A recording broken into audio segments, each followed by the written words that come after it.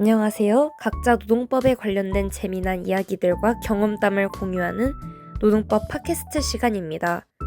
우리 청년들이 아르바이트를 하면서 직접 경험한 일들과 뉴스를 버무려서 유익하게 노동법을 알아가는 시간을 가져보도록 하죠. 우선 세빈, 민지, 수빈 님이 이렇게 참여하실 거고요. 각자 준비해온 이야기들을 풀어주시죠. 안녕하세요. 민지입니다. 저는 제 경험담보다는 들었던 사례에 대해 말씀드리겠습니다. 저는 부당해고와 관련한 사례를 들은 적이 있는데요. 사장님께서 근로계약서에 명시된 것과 달리 가게 사정을 이유로 갑자기 해고하셨다고 합니다. 경영상의 이유라고 하다 보니 어쩔 수 없이 이를 수용했다고 하는데 구제받을 방법이 정말 없을까요? 기본적으로 근로기준법 제23조 제1항에 따라 사용자는 근로자에게 정당한 이유 없이 해고, 휴직, 정직, 감봉 등의 징벌을 하지 못합니다.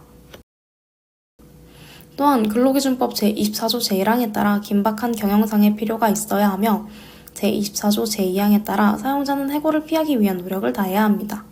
더불어 합리적이고 공정한 해고의 기준을 정해 이에 따라 그 대상자를 선정해야 합니다.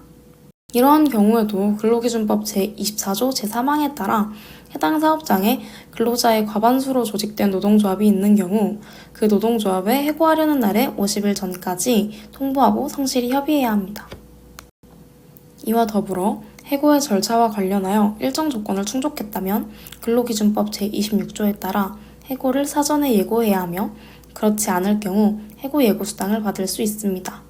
경영상 이유에 의한 해고를 포함해서 사용자는 근로자를 해고하려면 적어도 30일 전에 예고를 해야 하며 그리하지 아니하였을 경우 31분 이상의 통상임금을 지급해야 하는데 이 금액을 해고 예고수당이라고 합니다. 다만 근로자의 근로기간이 3개월 미만인 경우 천재 혹은 사변 등 그 밖에 부득이한 사유로 사업을 계속하는 것이 불가능한 경우 근로자가 고의로 사업에 막대한 지장을 초래하거나 재산상 손해를 끼친 경우로서 고용노동부령으로 정하는 사유에 해당하는 경우 해고 예고수당을 받을 수 없습니다. 이처럼 우리가 우리의 권리를 지키기 위해서는 관련 노동법에 대해 충분히 관심을 가지고 적극적으로 대응하려는 태도가 필요합니다. 그럼 저도 알바할 때 이야기를 들려드리겠습니다. 알바할 당시 사장님이 최저임금 미만의 돈을 지급하였고 근로계약서도 작성하지 않으셨습니다. 그뿐만이 아니라 계속 반말을 하셨고 화장을 하라든지 옷을 치마로 입으라든지 하는 말도 들었습니다. 이런 경우에 저는 사실 사용자를 근로기준법 위반으로 고소할 수 있지요. 고용노동부 홈페이지에서도 임금체불 진정을 제기할 수도 있고 소액체당금도 신청할 수 있습니다. 애초에 근로계약서를 안 쓴 것 자체가 노동법 위반이기도 합니다.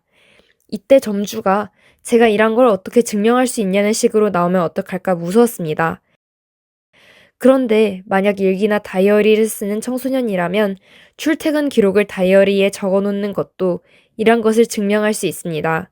그 이외에도 교통카드 출퇴근 기록으로도 일한 것을 입증할 수 있으니 너무 걱정하지 마세요.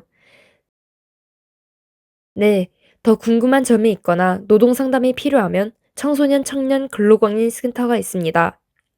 15세에서 34세까지 일하는 청년, 청소년에게 노동상담을 무료로 지원하니 관심 있는 청소년은 1644-3119로 전화하거나 카카오톡 상담을 신청해보세요.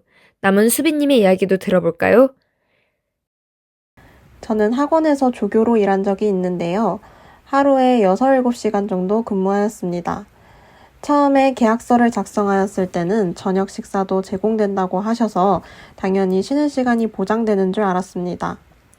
하지만 쉬는 시간이 따로 정해져 있는 것이 아니라 학생들이 없을 때 알아서 쉬어야 하는 구조였습니다.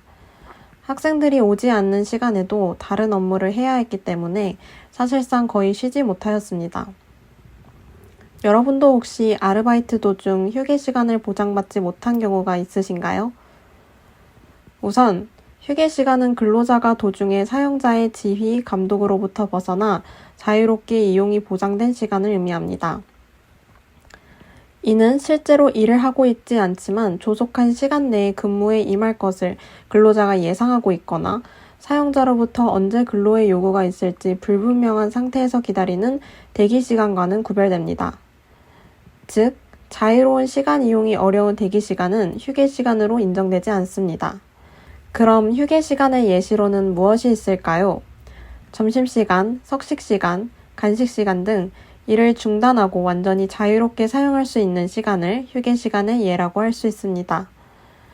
근로기준법 제54조에 따르면 사용자는 근로시간이 4시간인 경우에는 30분 이상, 8시간인 경우에는 1시간 이상의 휴게시간을 근로시간 도중에 주어야 합니다.